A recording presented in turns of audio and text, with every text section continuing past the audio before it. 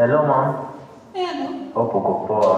Niko poa lakini unajua hizo umepiga sija kuniuliza kama niko poa. Hebu sema shida yako. Nilitaka kuomba pesa za bando. Bando ya chapati. Unataka kufanya nini bando ya chapati?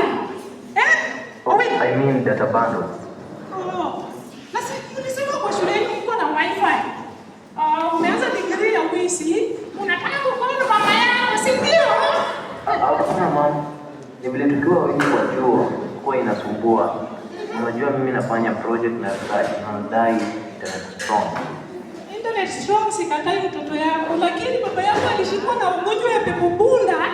Hata tujapeleka yeye hospitali. Sasa tunatibu baba yako ama tunamnunua data bundle? Tibu tu dad. Alafu pia nilipata kuambia tuko na trip ya Mombasa na kila mtu anafaa alipe 3K ya hela. 3K yote. Ulijaribu kumageni lecture.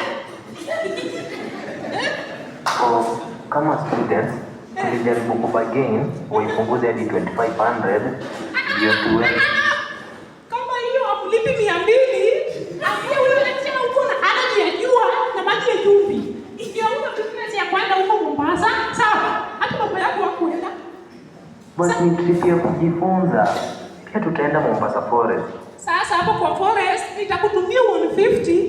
Unaona ile Forest iko karibu na shule yenu. Unachukua bodaboda kupeleke huko, alafu ununue KF ya 150 na juice ujibone. Au basi hiyo mtoto yangu. Hata baba yako anaenda. Si ndio? Sawa. 150.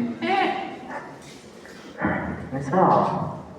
Alafu unajua huko tuna results anafaa kuapply bursary. Sasa tu sawa. Results zimechelewa but zikikama nitatuma.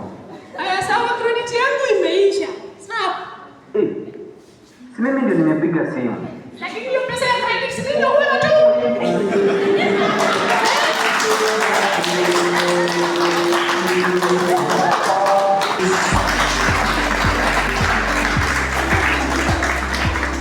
Yes, he has shown us his talent.